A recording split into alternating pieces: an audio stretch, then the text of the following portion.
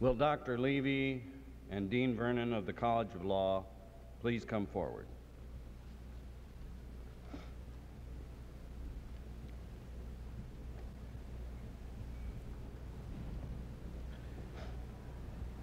Edward Hirsch Levi is known for honesty, forthrightness, intelligence, and dedication to high standards. He has served brilliantly as scholar, lawyer, teacher, public servant, and educational leader. His penetrating analyses of the interactions of law and economics have contributed greatly to the understanding of the role of government in modern society. He served with distinction for 5 years in the United States Department of Justice, where his keen sense of social responsibility led to vigorous promotion of the public interest in the complex field of antitrust. During his tenure as Dean of the University of Chicago Law School, his leadership expanded the horizons of legal education and research beyond the cloistered environment and the narrow tradition in which generations of lawyers had been trained to consider law and social problems only in terms of statutes and judicial decisions. His influence has led to a broadening of legal studies to include contact with the facts and issues of social science. His 12 years of outstanding service as dean were followed by his call to the position of provost and more recently president-designate of the University of Chicago. His stewardship as dean and provost has been characterized by his firm insistence that the faculty is the true foundation of a university and therefore must admit to its ranks only teachers and scholars of the highest competence. He has consistently made decisions, sometimes unpopular ones, solely in terms of the underlying intellectual objectives of a true university. He has unfailingly maintained close contacts with faculty and students. The proven qualities of intellect, leadership, and responsible action, which he will now bring to the presidency, assure the continued greatness of the University of Chicago. I'm pleased to present Edward Hirsch Levi to receive the honorary degree Doctor of Laws. The speaker was Dean Spriestersbach of the Graduate College. Edward Hirsch Levi, on recommendation of the Graduate College and by authority of the State Board of Regents, I confer upon you the degree Doctor of Laws. President Bowen has just conferred the degree Doctor of Laws on our speaker today, Dr. Edward H. Levi, upcoming president of the University of Chicago.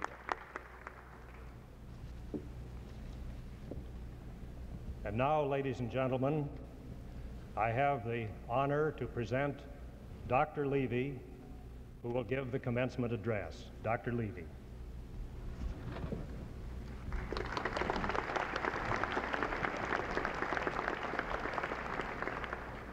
The tragic events of the last few days, which are not as alien to American life as we would want them to be, should deepen the meaning of this ceremony.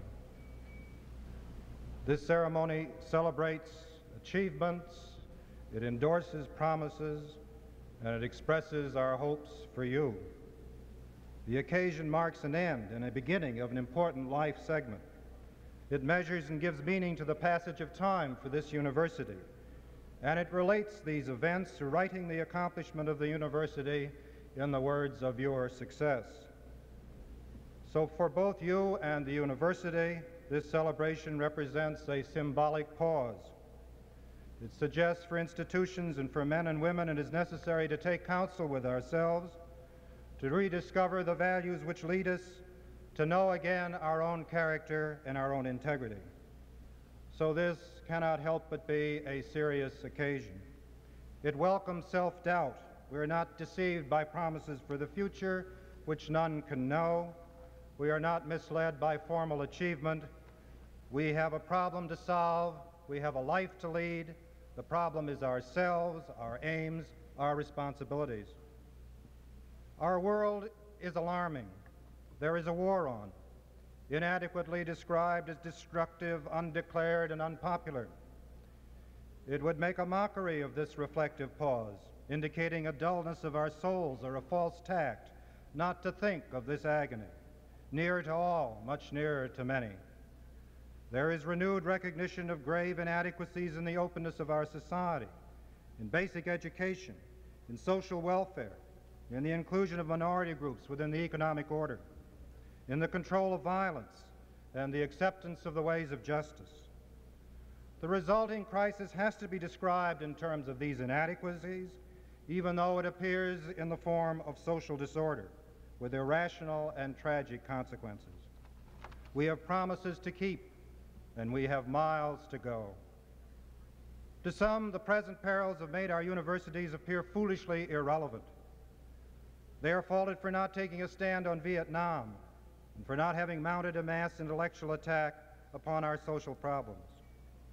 Thus they stand accused of a lack of moral courage or virtue and a lack of organized brain power or social commitment. But in most wars, most universities and colleges would vote in hearty and overwhelming favor for the national position, whatever it is. The lines of discussion would be closed, overwhelmed by patriotic fervor, catching and unquestioned. It is not very difficult to arouse this kind of moral fervor. When it occurs, universities are apt to proudly lose their uniqueness in the transcendent national emergency and become great joiners.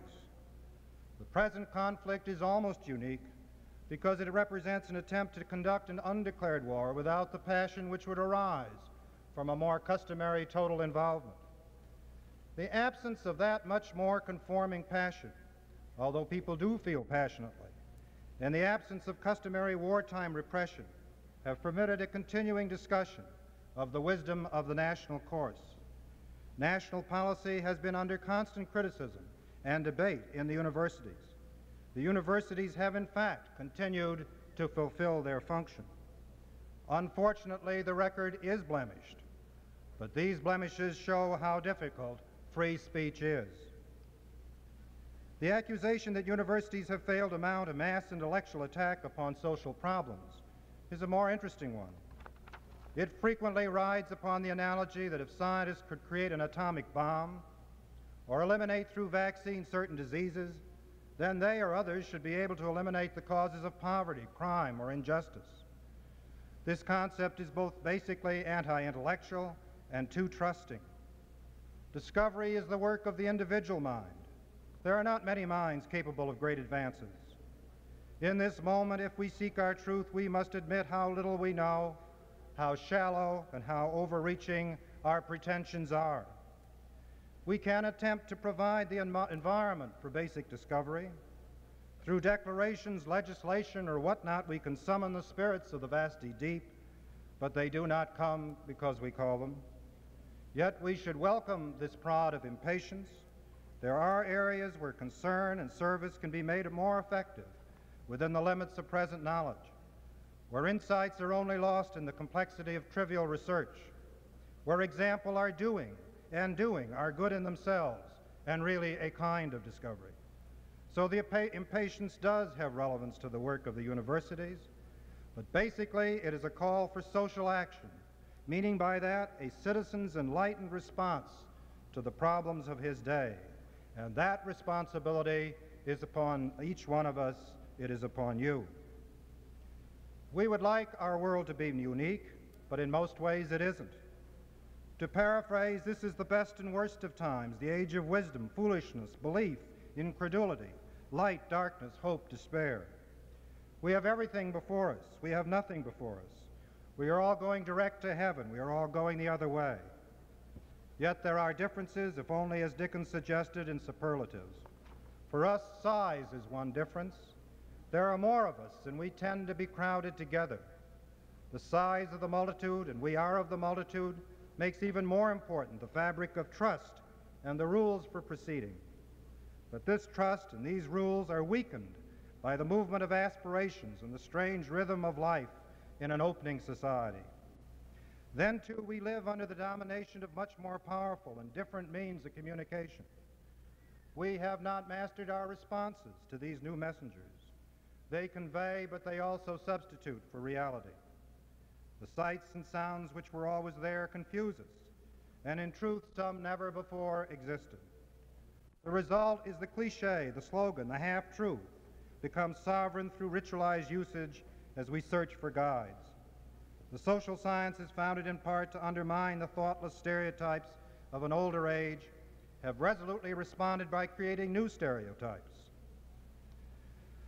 It is somewhat, but not entirely, unfair to say of the humanities that, deprived of their organizing view of knowledge and values, they have contributed to the confusion by their bitter remembrance of the old-time religion, their avid acceptance of what is frequently only the needlework of research, by their mistaken envy of disciplines which seem to have relevance.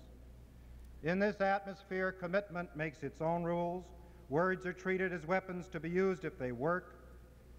Ambiguities of nonverbal communication are exploited. The end is taken to justify the means. The dangers to our inner life are many.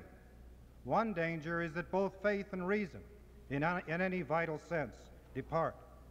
An equal, perhaps greater danger is that we remain captive to the past. Can our faith, disciplined and then directed by reason, be strong enough to block not only the repetition and rhythm of our time, but the dreadful reaction to events long since gone? Violence has created violence.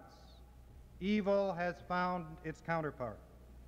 The victim has copied the aggressor, and boredom has copied and sought the excitement of prior pain. Even the ideas we hold are part of this pattern. Many of them have been tested and failed, yet they persist, sometimes in different words, but generally the same. In this sense, there is no generation gap. Would that there were, but the reliving and reaction to prior woes and dreams. What mystery is this which causes us not to want to escape, but to confirm this automaticity, disowning personal responsibility, seeking success by embracing a false inevitability for the future? The partially educated are, of course, a menace, and we are all partially educated. The only practical remedy is to try to be more, to know the cultures which made us and others what we are, to know the history which warns of the ease and attractiveness of catastrophe, to know the institutions which reflect our history and yet can respond to the needs of our time, to know ourselves, for we must be the maker of choices, the judges of values. We seek a continuing liberation, but it is really not just a liberation of self which is sought, but a shared understanding requiring a community of reason. I trust we share a responsibility to make available to others the education which we have received. The goal of universal basic education has not been realized. The opportunities have not been equal, and even if equal, they have been insufficient. And I hope you will welcome a special obligation to protect and strengthen your university. Universities are an extraordinary heritage. They are among the most significant accomplishments in American history. Their origin has been varied in church schools, liberal arts colleges, professional training, graduate institutes and broadly based public education. Their sources of support over time have been very different. The demands made upon them, the specific objectives for service and training which have been set before them have not been the same for all. The models which they copied were not the same, and they were put together in different ways. Yet out of this enormous range, a new type of institution was created, unmistakably different from all that had gone before, an institution reflecting the energy of a new land, and so confident that its enthusiasm saw few limits to the subjects to be taught, the proper fields of inquiry, the professions, vocations, or trades to be trained, the services to be rendered. One can decry the burden and folly of some of this exuberant indiscriminateness, particularly now as more duties are urged each day. A university must order its purposes and measure its strength. But it is more important to emphasize the compelling concept, the transforming faith which moved communities to support and to continue to support, and scholars to organize and then give life to the new academies. The compelling concept is a belief in the power of the free and yet disciplined mind as man's highest reach. This conception of freedom was and is startling and uncompromising. No wonder every university worthy of the name, at one time or another over the years, has had attempts made and has had to resist attempts to control its teaching or its inquiry. But a university used as a political instrument from without or within, to that extent, has simply ceased to exist. We should deny this power to ourselves and to our others, even as we welcome and underscore the concerns of political action as a personal duty of the educated citizens. Thus, this must be in our minds as we now take counsel. This moment of reflection passes. Each of us will go his way, yet we are now of a community, in some ways boundless and timeless, in other ways very much of the present. These responsibilities have waited upon us. They arise out of what you are. They give recognition to the membership you have won, to the powers you have sought to perfect, to the world which you must change. It is a privilege to greet you and to be with you in this community. You have been listening to Dr. Edward H. Levi, Provost and President-designate, University of Chicago, in the principal address at the June 1968 commencement exercises at the University of Iowa.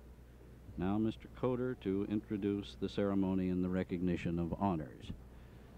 The names of students who have received academic honors are listed at the end of the college sections of your commencement program. The students who have been chosen to represent this group of scholars will rise as their names are read and come to the platform. Kendall Ray Meyer, College of Law. John Paul James, College of Business Administration. Stuart Earl Sabisma, College of Medicine. Terry Bruce Hilleman, College of Dentistry. Barbara Jean Crew, College of Nursing. John Joseph Corcoran, College of Engineering. Marilyn Jean Lingo Martin, College of Education. William Lowell McCandless, College of Liberal Arts, Honors Program in the College of Liberal Arts. And Christopher Paul Conrad, College of Pharmacy. There are 9 students in this group who will represent all of the students receiving honors at this convocation, and I think all of those receiving honors during the course of the year.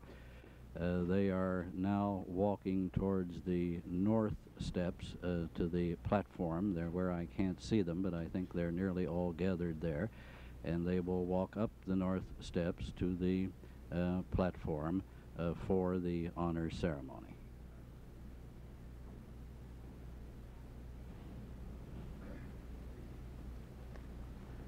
As Dr. Coder called their names, they got up from their chairs, their seats among the graduating group, and started to walk toward the stage. But it's a long way from the back of this area to the stage.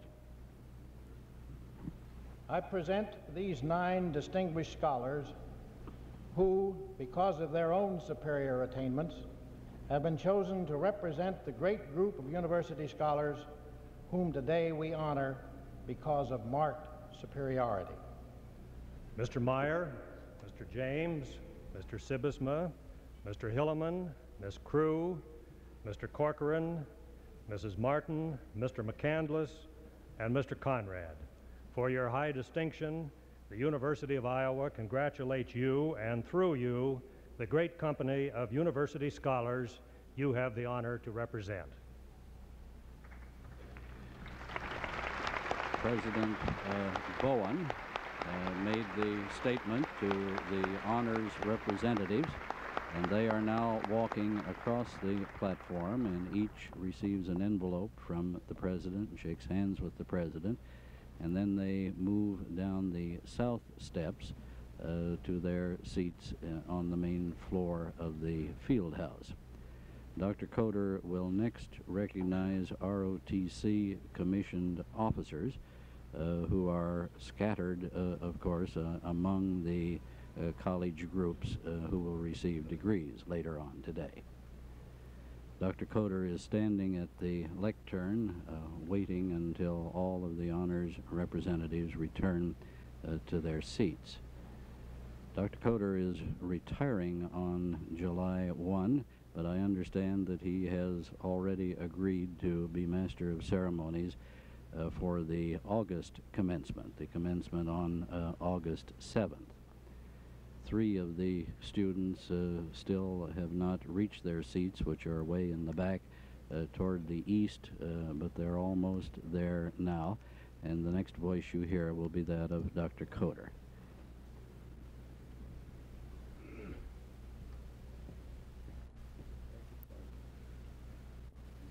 Will the candidates for the Doctor of Philosophy degree please rise?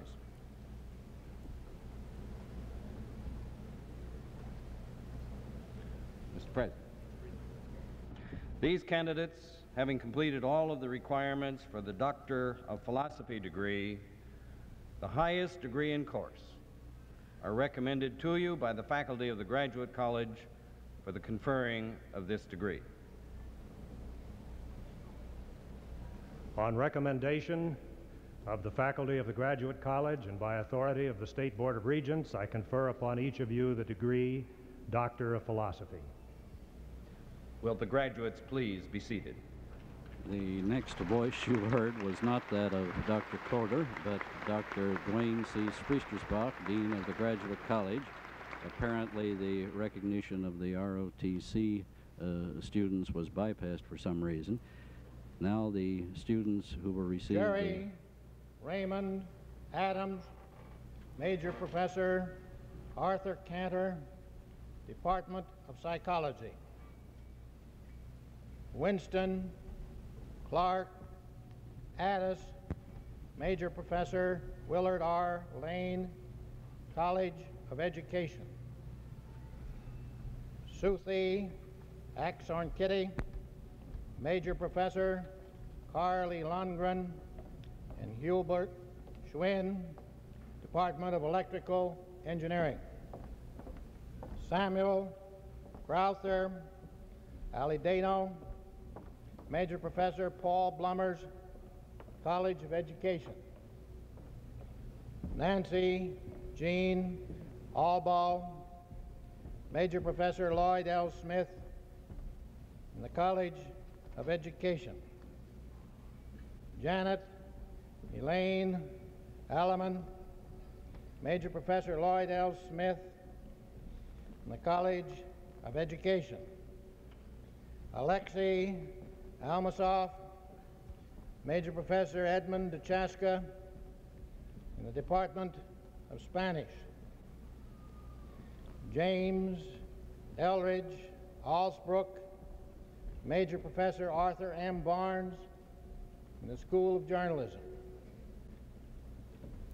Hakon Lyle Andreessen, Major Professor, Leon Pierce, Department of Office Management and Business Education.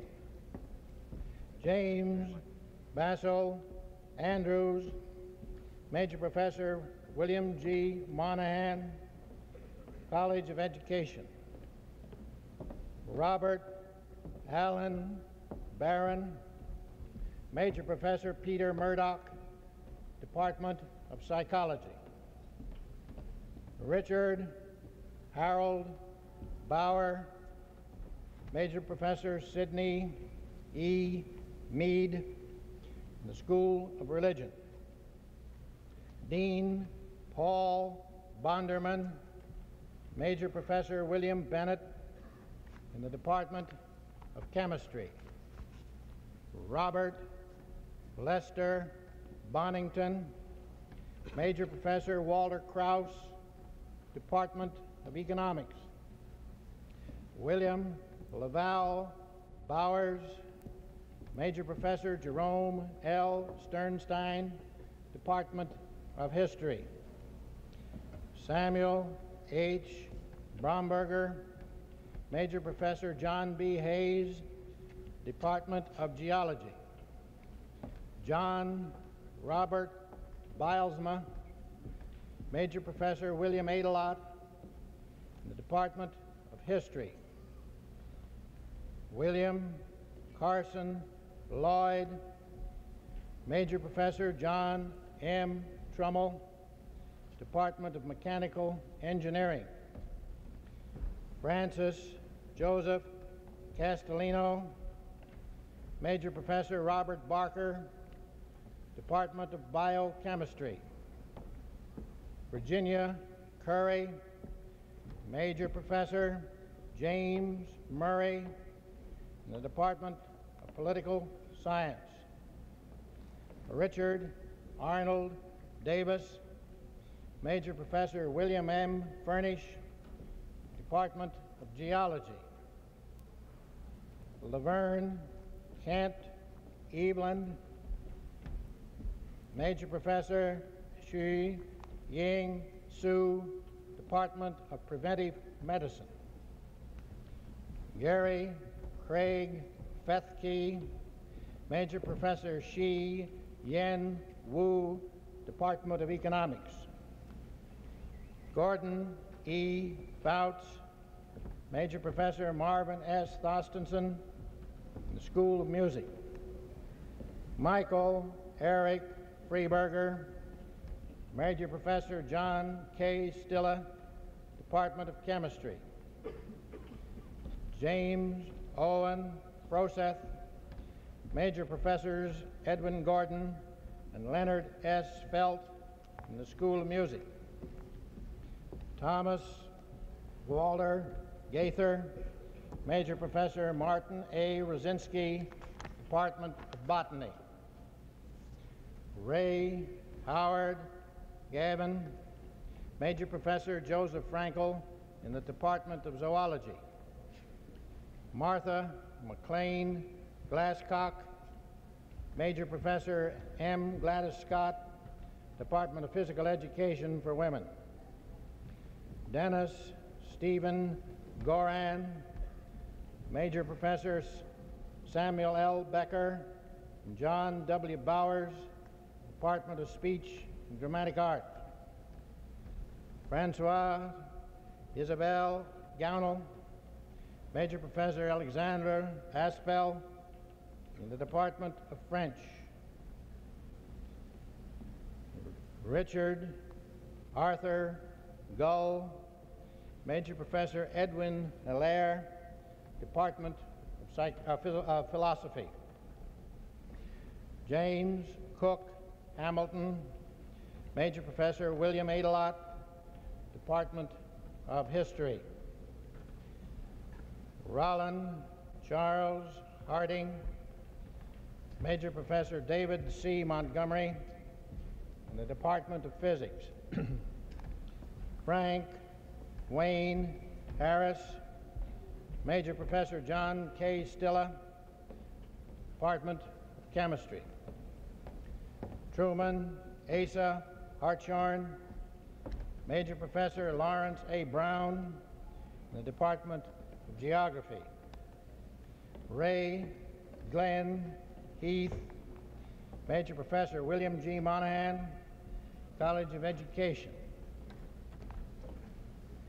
Frederick Raymond Hedinger, Major Professor Gerhard Hartman, Department of Hospital and Health Administration. John Myron Heineke, Major Professor Shi Yen Wu, Department of Economics. Jar Chi Shu, Major Professor Leonard S. Felt in the College of Education. F.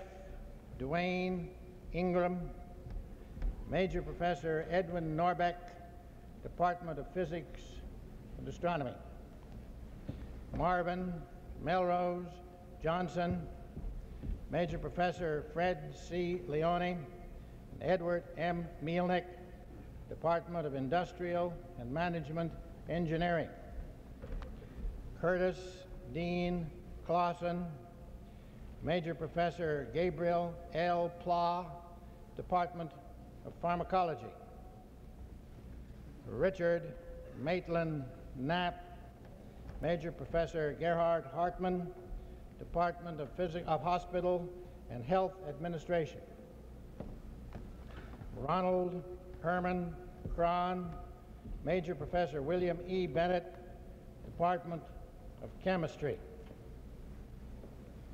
William John Kunstler, Major Professor Ralph Van Dusseldorp, College of Education. Elizabeth Ann Keyes, Major Professor Samuel Becker, Department of Speech and Dramatic Art. Robert George Lanin, Major Professor John C. Walke, Department of Political Science. Richard Alexander Levin, and Major Professor Alan J. Markowitz, Department of Microbiology. Wayne Paul Lindquist, Major Professor Archibald C. Coolidge, the Department of English.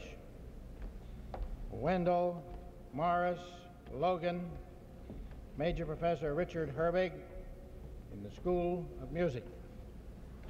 William Cornelius Lubenow, Major Professor William Adelot in the Department of History. Robert Alfred McFarland, Major Professor Franklin D. Stone in the College of Education. Edward Lee Mayan, Major Professor Albert N. Hieronymus in the College of Education. David Leonard Mickish, Major Professor Brian F. Glenister in the Department of Geology. Donald George Moe, Major Professor Daniel Moe and Gerhard Kropp in the School of Music. Helen Virginia Monroe, Major Professor Albert N. Hieronymus in the College of Education. J. Donald Monroe, Major Professor Clifford E. Howe in the College of Education. David Hugh Moore, Major Professor Joseph Cannon in the College of Pharmacy. Max Elroy Morrison, Major Professors William G. Monahan and Willard R. Lane, College of Education. Lou Jean Moyer, Major Professor Mildred J. Barnes, Department of Physical Education for Women.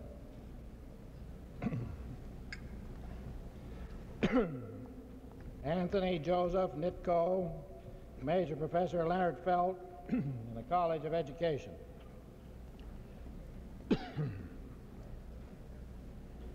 Charles Asher Oliphant, Major Professor John B. Bremner, School of Journalism. Betty Dom Patterson, Major Professor David P. Carew, College of Pharmacy. John Reynold Paulsrud, Major Professor Robert L. Dreyer, Department of Biochemistry. Donald Margito Peterson, Major Professor Robert Schallenberg in the School of Music. Sister Kathleen Claire Reel, Major Professor Drury W. Wall, Department of Mathematics. Harold Ross Rogers, Major Professor Joseph Tannenhouse, Department of Political Science. Celso Reyes Roque, Major Professor David Montgomery in the Department of Physics and Astronomy. Colin Campbell Rory, Jr., Major Professor Gerhard Hartmann, Department of Hospital and Health Administration. Paul Robert Salamone, Major Professor Leonard Miller in the College of Education. Nicholas Warren Seeds, Major Professor Thomas Conway, Department of Biochemistry. Barbara Schalk Thomas, Major Professor Robert E. Yeager, College of Education. Vern A. Troxel, Major Professor Robert E. Yeager, College of Education. Paul William Tweeton, Major Professor Robert E. Yeager, College of Education. Gary Norman Van Tubergen, Major Professor Malcolm S. McLean, Jr., School of Journalism. William Lloyd Voxman, Major Professor Steve Armentrout, Department of Mathematics. Harry Frew Widener III, Major Professor Vance Burgeli, Department of English. Larry John Walken, Major Professor Samuel E. Becker, Department of Speech and Dramatic Art. Earl William Wims, Major Professor James D. Benson, Department of Business Administration. The PhD candidates were introduced by Professor William Coder, Master of Ceremonies. There were 105 of them, although only 78 actually were here. The others received their degrees in absentia. Now Dean Spriestersbach to introduce the 491 master's candidates who will be presented for their degrees in a body, not one by one as in the case with the doctoral candidates. Dean Spriestersbach is waiting until the last of the new doctors of philosophy return to their seats. Will the candidates for the various graduate college degrees other than the doctoral degree please rise? These degrees are Master of Arts, Master of Science, Master of Business Administration, Master of Fine Arts, Master of Social Work, Master of Arts in Teaching, and Specialist in Education. Will you please rise?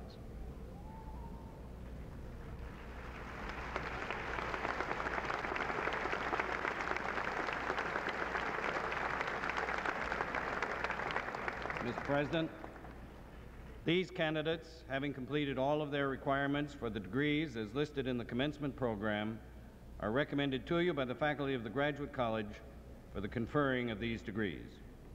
On recommendation of the Graduate College and by authority of the State Board of Regents, I confer upon you the indicated degrees. Will the graduates please be seated? As I said, 491 students in this group, 259 receiving MA degrees and 107 MS degrees. Now, Dean Will the Stewart. candidates for the degrees Bachelor of Arts, Bachelor of Science, Bachelor of Music in the College of Liberal Arts please rise?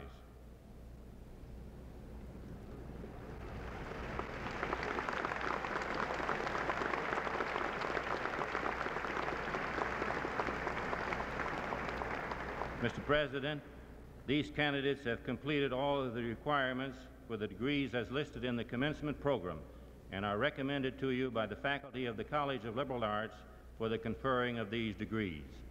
On recommendation of the faculty of the College of Liberal Arts and by authority of the State Board of Regents, I confer upon each of you the degree Bachelor of Arts, Bachelor of Science, or Bachelor of Music. Graduates, please be seated. This is the largest group to receive degrees today, 990. Now Dean Vernon of the College of Law. From the College of Law, please rise. Mr. President, these candidates, having completed all the requirements for the degrees as listed in the commencement program, are recommended to you by the faculty of the College of Law for the conferring of these degrees. On recommendation of the faculty of the College of Law and by authority of the State Board of Regents, I confer upon each of you the degree Bachelor of Laws or Juris Doctor. 105 students in this group. Will the graduates of the College of Law please be seated?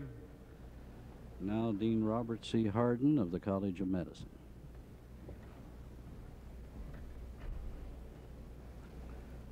Mr. President, will the candidates for the degree of Doctor of Medicine please rise?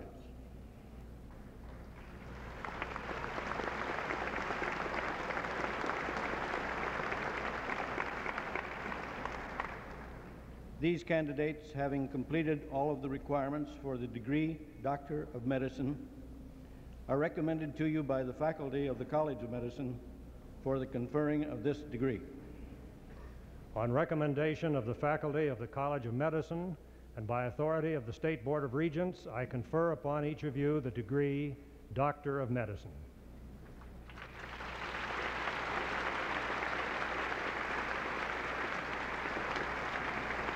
Will the graduates of the College of Medicine please be seated?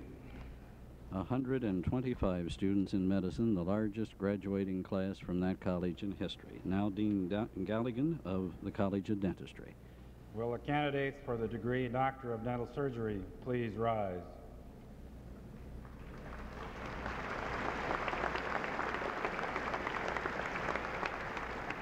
Mr. President, these candidates, having completed all of the requirements for the degree Doctor of Dental Surgery, are recommended to you by the faculty of the College of Dentistry for the conferring of this degree.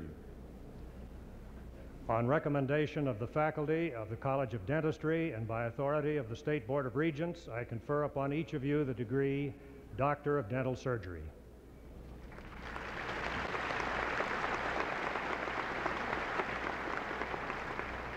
Will the graduates of the College of Dentistry please be seated? 50 students just received degrees in dentistry. Now Dean Louis Zoff of the College of Pharmacy. Will the candidates for the degree Bachelor of Science in Pharmacy please rise? Mr. President.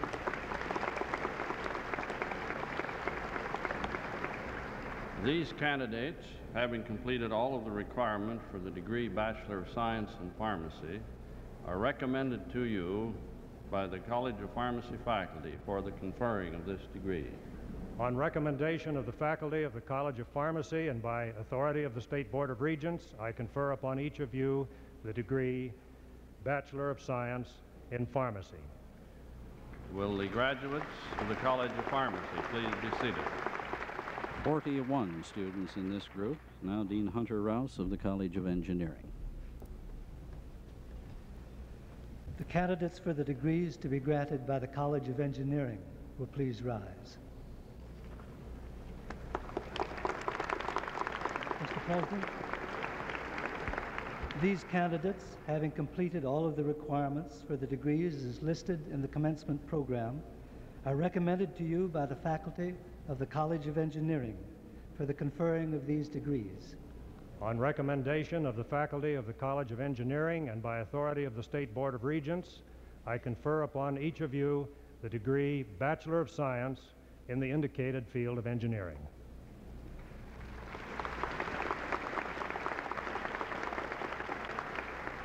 The engineers will please be seated.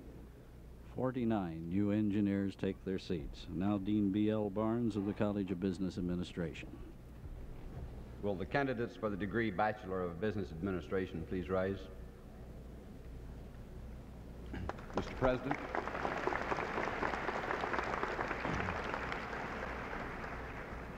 These candidates, having completed all requirements for the degree Bachelor of Business Administration, are recommended to you by the faculty of the College of Business Administration for the conferring of this degree. On recommendation of the faculty of the College of Business Administration and by authority of the State Board of Regents, I confer upon each of you the degree Bachelor of Business Administration.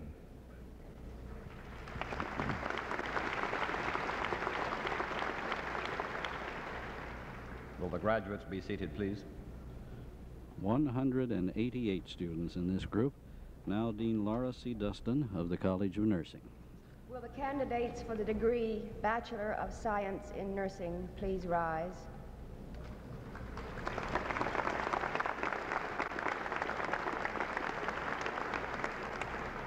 Mr. President, these candidates, having completed all the requirements for the degree Bachelor of Science in Nursing, are recommended to you by the faculty of the College of Nursing for the conferring of this degree. On recommendation of the faculty of the College of Nursing and by authority of the State Board of Regents, I confer upon each of you the degree Bachelor of Science in Nursing.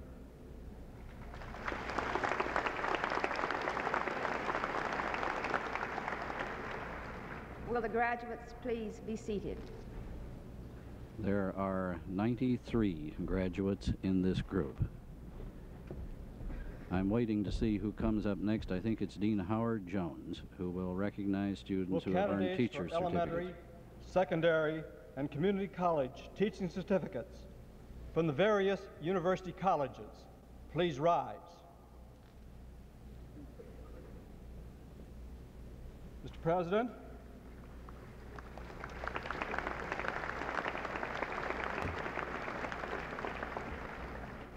these students, as an integral part of their college course, have completed professional studies and education. The State Board of Public Instruction of Iowa recognizes the professional achievement of these men and women and has empowered the university to present to those who will teach in Iowa the appropriate teaching certificate. The University of Iowa cooperates with the State Board of Public Instruction in preparing men and women who will teach in the elementary and secondary schools and the community colleges. The university takes pride in educating good teachers. To you who have chosen to enter the honored profession of teaching and have met the requirements, my colleagues and I extend hearty congratulations. Please be seated. These are the students who have earned teacher's certificates during their 4 years at Iowa. Quite a large group, although I don't know exactly how many. Now, Mr. Coder. Whom earlier this morning were commissioned, please rise for recognition.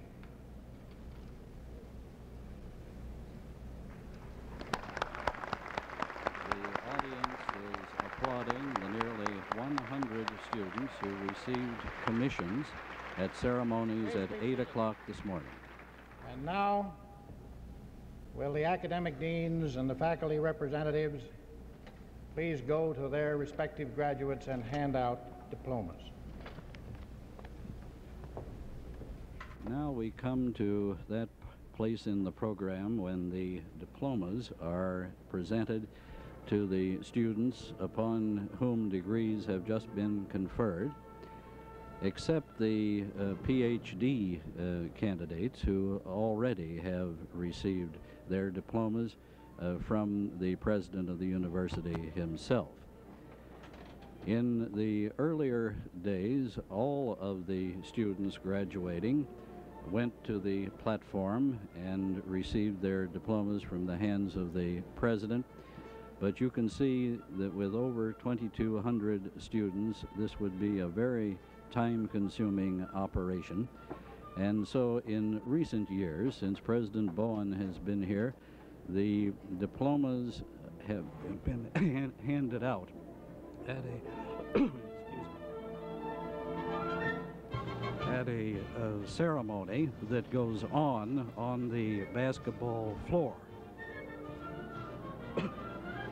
It is a rather interesting ceremony, and as one watches it, a rather confusing ceremony, because each group of students, that is, the students from each college, and sometimes divisions within each college, move around in a circle to a table that has been placed alongside the seats where those students sit to receive their diplomas. These circles are going on simultaneously all over the fieldhouse floor area. And I said basketball floor because most of the students are seated on the basketball floor area, which is covered with a protective canvas. This is a bewildering thing that I'm watching. You can't really describe it except in terms of these moving circles. You see, there were card tables in the south aisle, or are card tables in the south aisle, on which are black claws, and on each of these tables is a box containing the diplomas. I'll talk about the diplomas here in just a minute.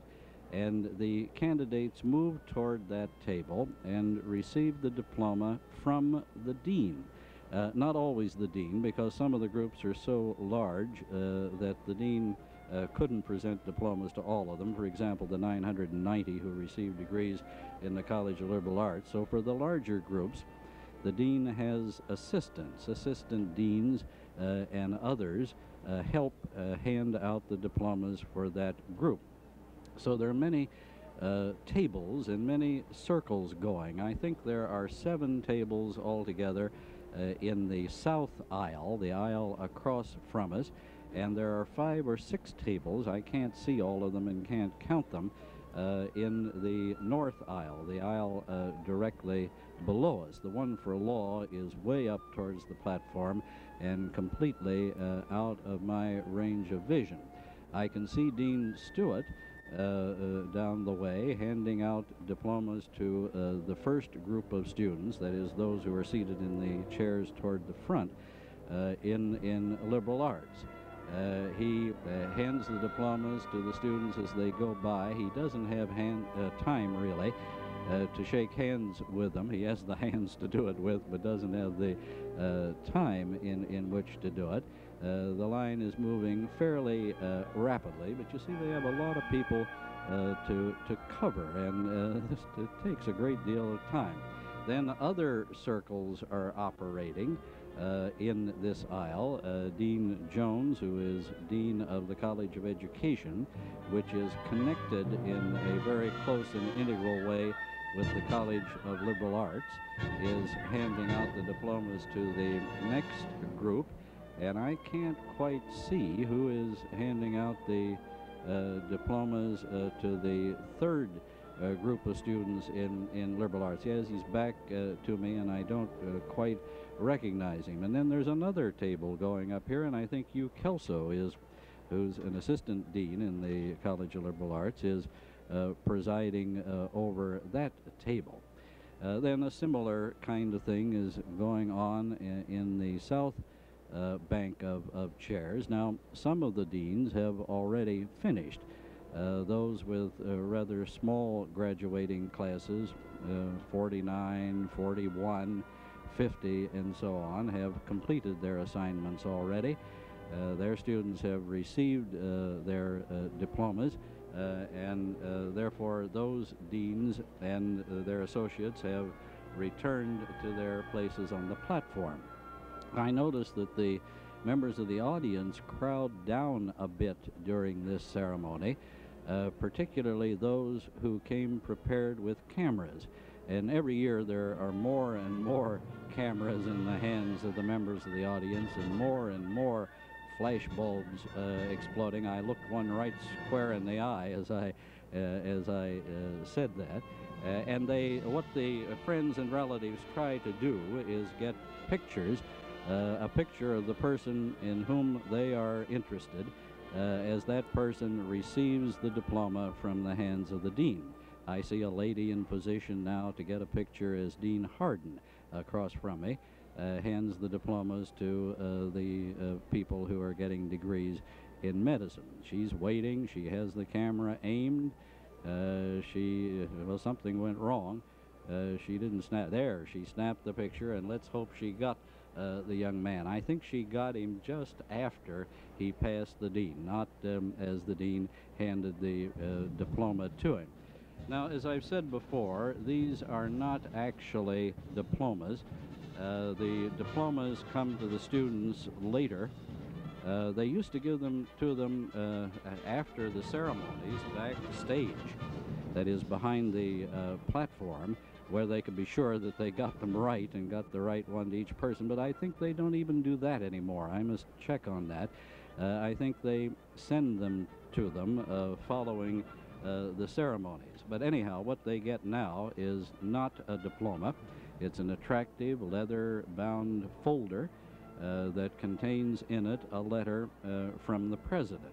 I have one of these letters with me from a former year. I'm not sure that the same things are said today that were said at an earlier June commencement, but this is a letter signed by Howard R. Bowen, President of the University of Iowa, and this one begins, "Dear graduate, congratulations on your educational attainment as recognized at this commencement.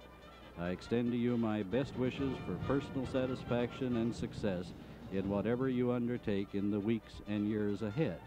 Whether you have already selected your vocation or whether it will evolve from your early post-university experiences, you may find some difficult and unexpected decisions ahead. A truly satisfying vocation demands of the individual that he find his calling not only in his work, but also in his role as citizen and member of a community.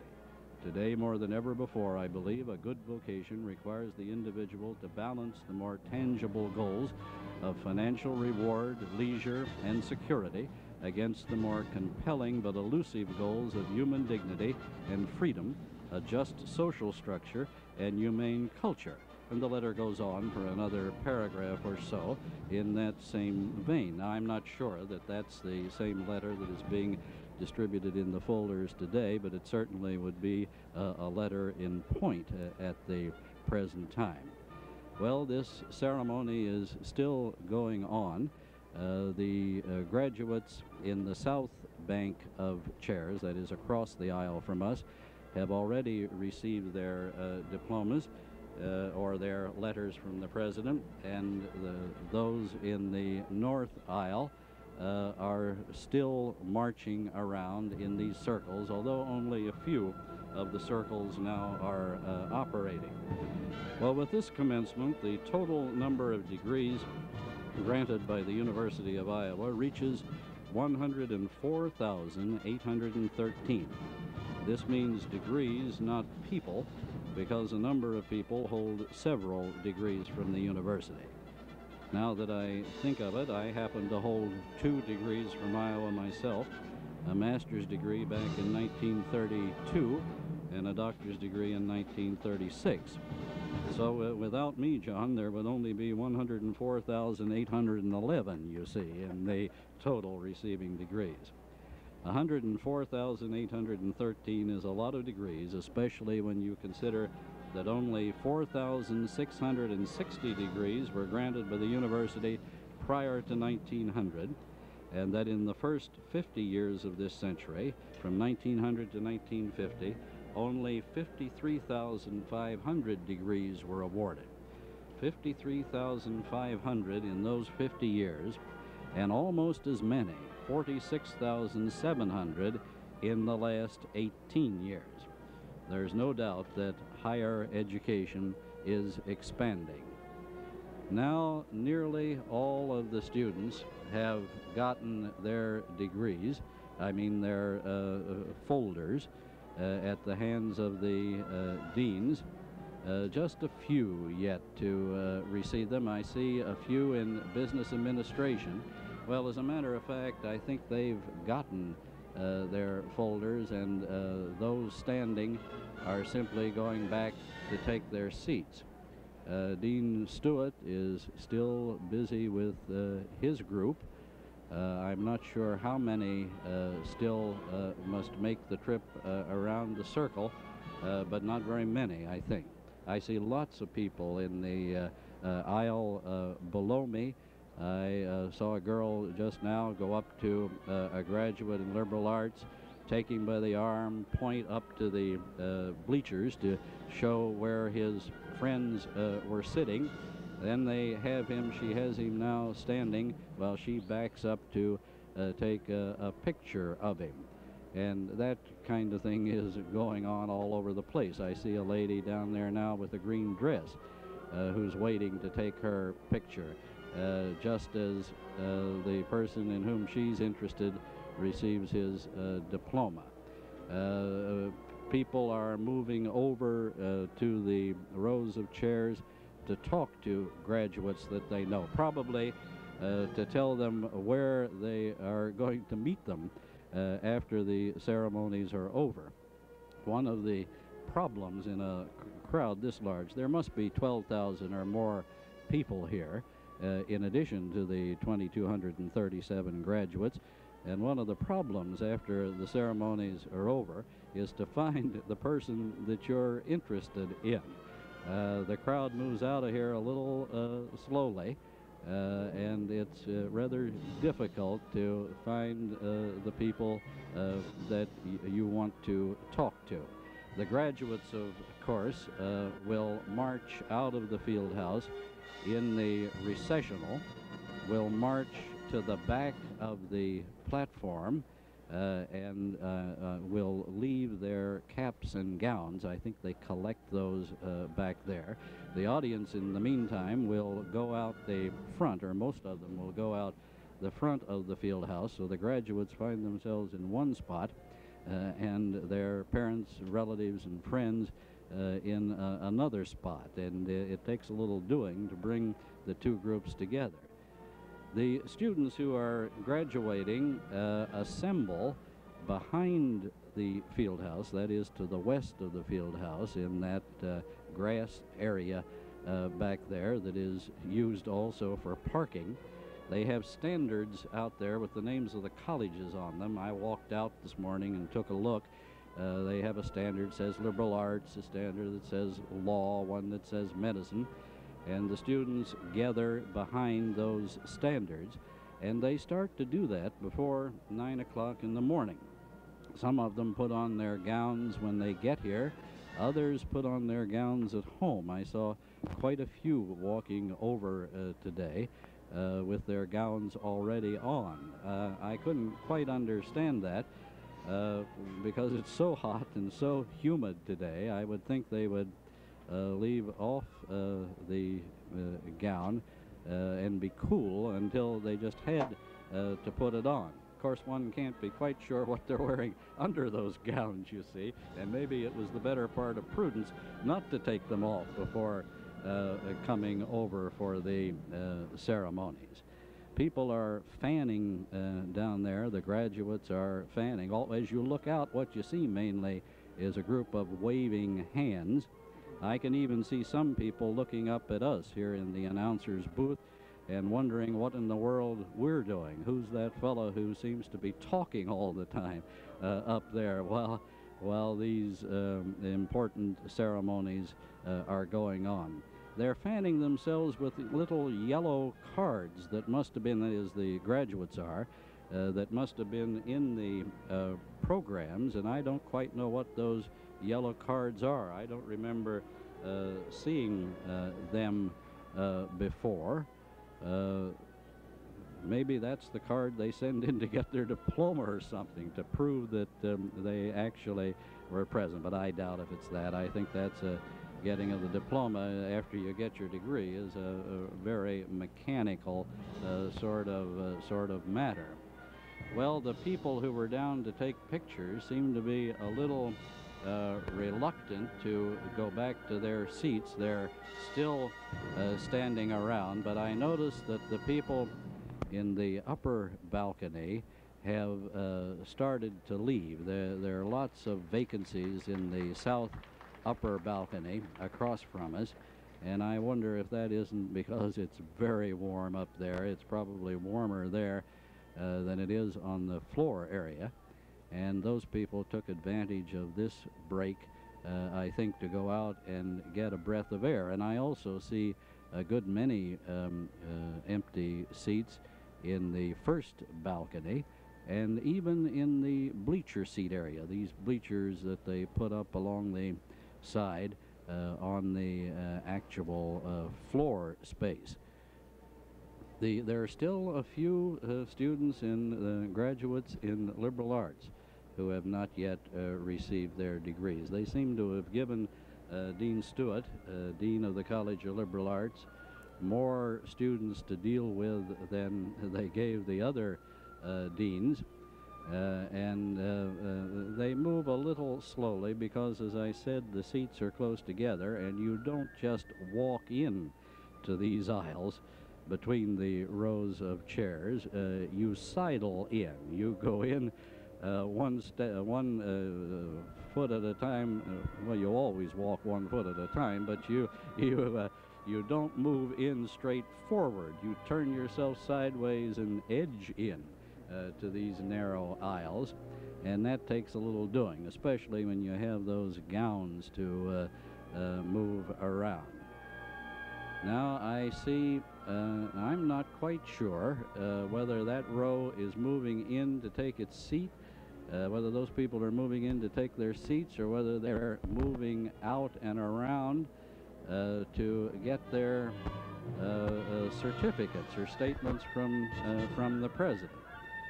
I see Charles Mason of the Graduate College looking over part of his group down below us and talking to some people that he knows, and now he's walking across toward the center aisle.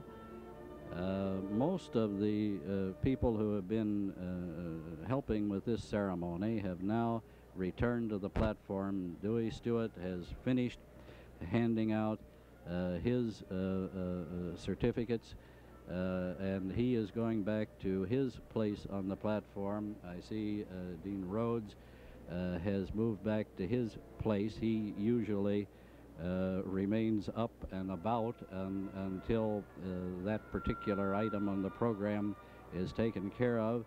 And so I assume now that the ceremony of handing out the diplomas has been completed.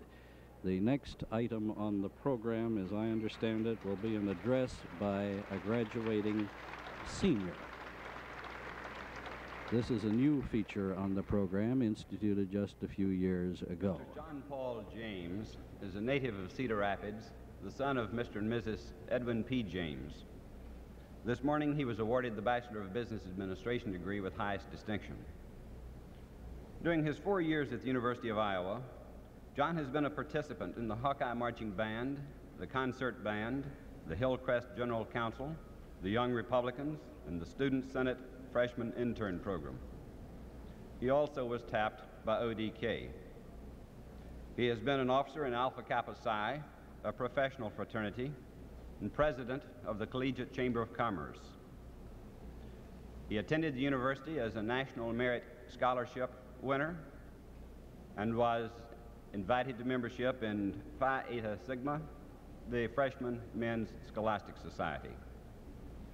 John's perfect grade point average of 4.0 in his accounting major and in all work undertaken in the college earned for him an invitation to membership in Beta Alpha Psi, the National Honorary Fraternity in Accounting, and in Beta Gamma Sigma, the National Honorary Fraternity in Business Administration. He has been president of Beta Alpha Psi, and he was selected as the student representative to the National Convention of Beta Gamma Sigma. In recognition of his scholastic achievement and his leadership role in extracurricular activities, he was selected as the recipient of the John F. Murray Plaque, the most prestigious award in the College of Business Administration, and he was the nominee of the college for the Finkbein-Hancher Medallion Award. To give the student response at this 1968 commencement, Mr. John Paul James.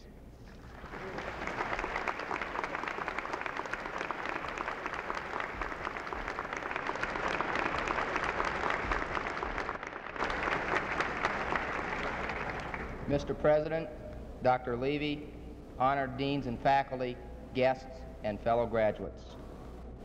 Graduation is a time for reflection upon the past and speculation about the future.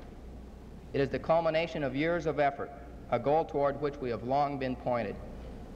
Today, as graduates, we are subject to a variety of intense personal feelings.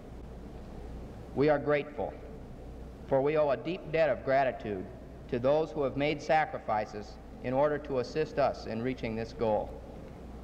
For many of us, this means our parents. For others, our husbands or wives.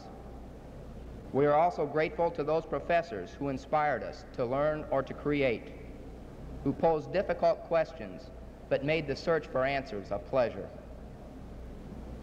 We are proud, for we have earned our degrees by striving toward this day through years of hard work and perseverance. We are also proud to be graduates of the University of Iowa. We are happy for many reasons. We need no longer worry about final exams or comprehensives or that thesis, as the case may be. We have learned much about ourselves and about the world in which we live. We have made such a habit of learning that hopefully we will never break it, nor want to.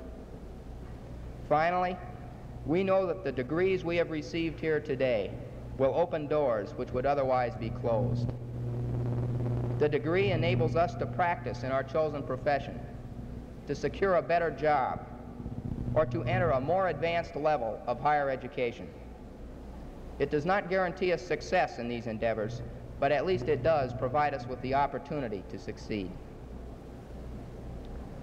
We are sad, for we have enjoyed our stay at the University of Iowa. We have many memories of our experiences here. Over the period of years during which we have been here, we have become a part of the university community. We have made many friends.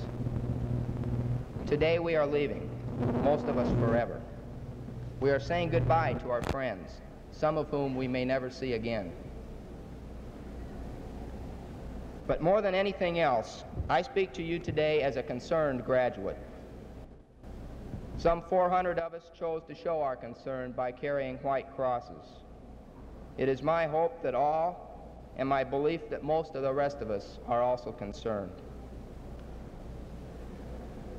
Our country is now and has been in the midst of discovering that the reality of conditions in our society has long been in conflict with the rhetoric which we have heard, used, and believed.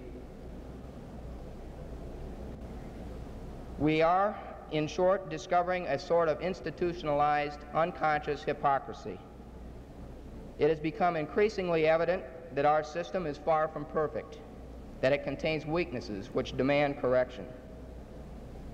Many of us are concerned because we believe that we have been so busy fighting communism that we have failed to fulfill our own ideals, both at home and abroad.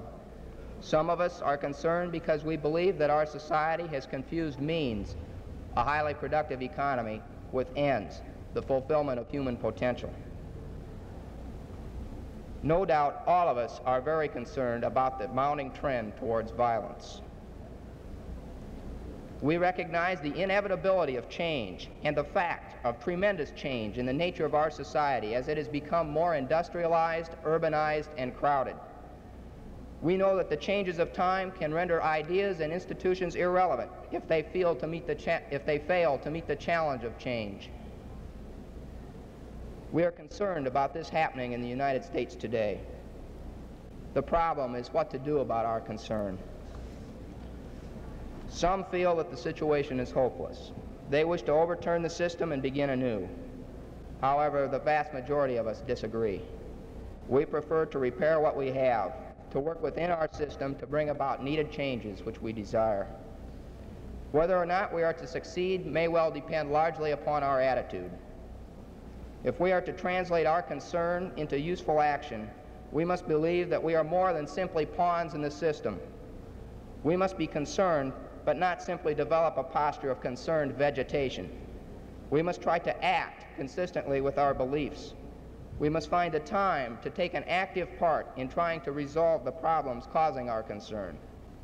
We cannot sit back and say, let the other guy do it, or let the government do it, and then pay little or no attention to either the determination of what is to be done or what actually is done. We are aware that there are elements on the left who want to scrap everything, and elements on the right who are opposed to change and to whom all dissent is taboo. Each group is scrambling for power. If we fail, it is quite probable that one of them will succeed.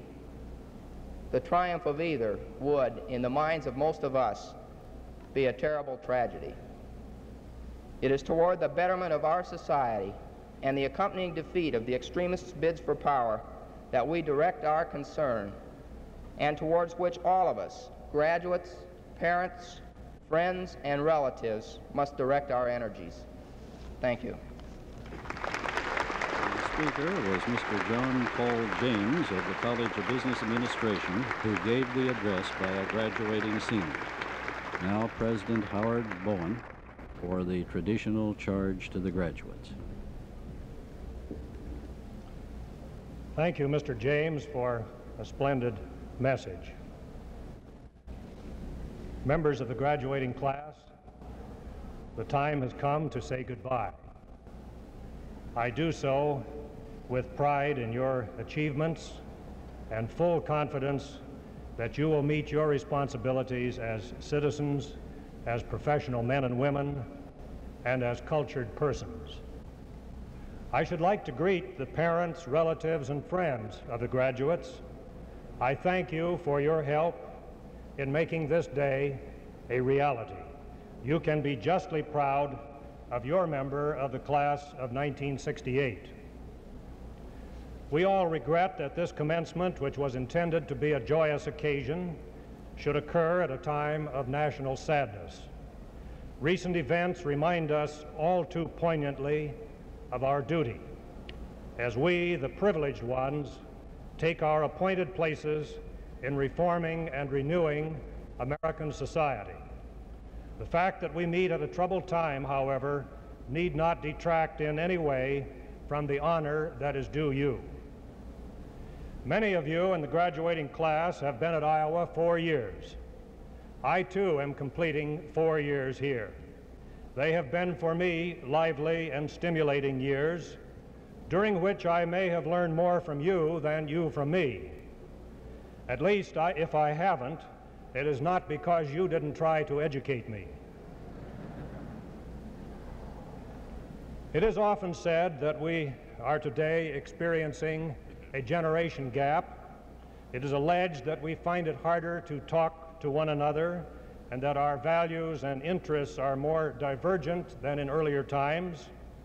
But this theory does not impress me. Young and old have always kept a safe distance between them. I have never heard of the time, ancient or modern, when young men and women doted on the companionship or the wisdom of their elders. I do believe, however, that you of the present generation may be playing your role as young Turks in an especially significant way.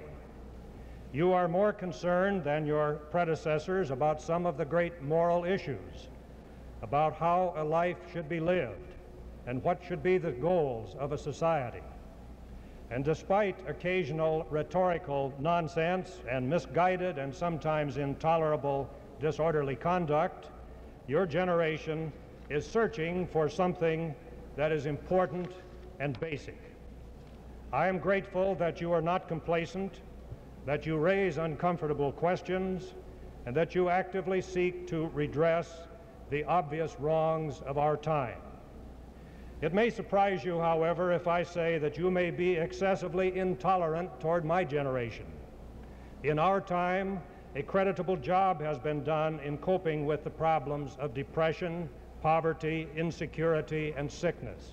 And advances have been made in education, cultural life, the rights of women, the democratic process, the dignity of labor, and the independence of colonial areas. These were the problems that loomed large when we were young in the Great Depression and before. But we have left 4 great tasks for you, harder and tougher problems than we tackled: to restore the environment, to achieve racial justice, to reestablish individuality, and to find peace on earth. These are harder problems because they relate to the spirit of man. There can be no proper care of the environment, no racial justice, no individuality, and no world peace until men can find a way to be concerned for one another, until they can give up their selfish prejudices and their narrow interests and become a community of brothers. But no one who has considered human history or reviewed the events of the past few months can believe that men will easily set aside their selfish prejudices and their parochial interests. But I find great hope in the idealism and honesty of the present under 30 generation, and I thank you. Through you, we may find the way to achievements of the spirit in your time equal to the achievements of the material in mine. You have been listening to the charge to the graduates presented by the President of the University, President Howard Bowen. Now Dean Coder to announce the university hymn. Daniel Moe, Associate Professor of Music, will lead the assembly in the singing of our university hymn. You will find the verses on page 61 in your program. Will you please rise and join with us?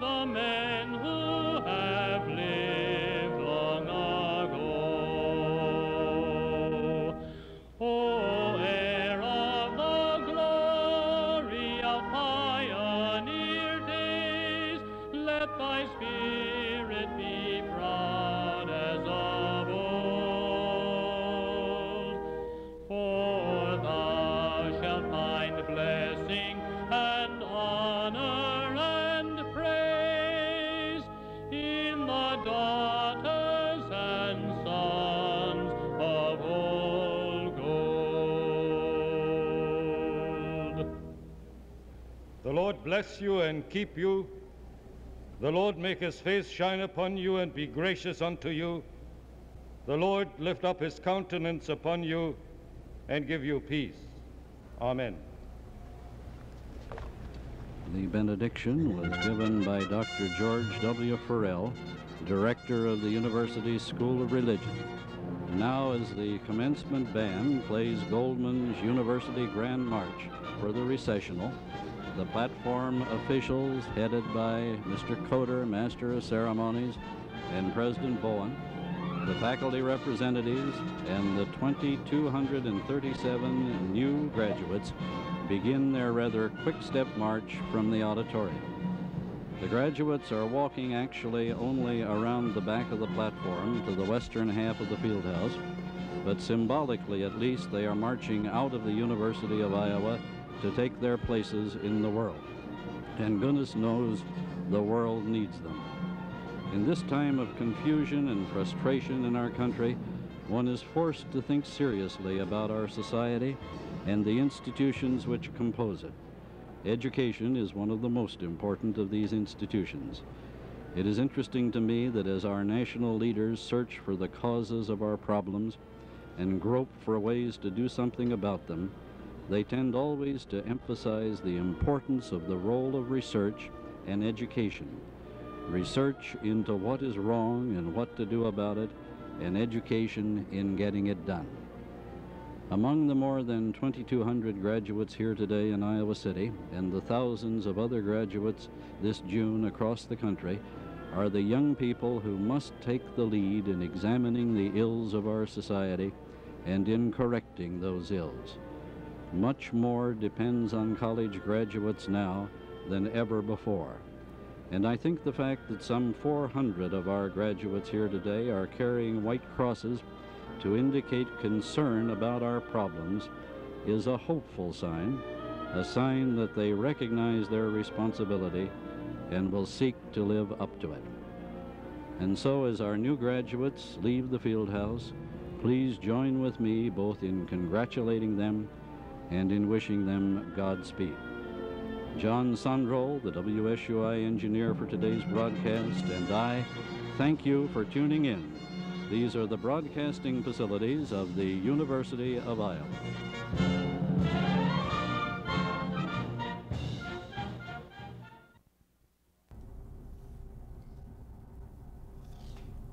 You're listening to WSUI University Radio.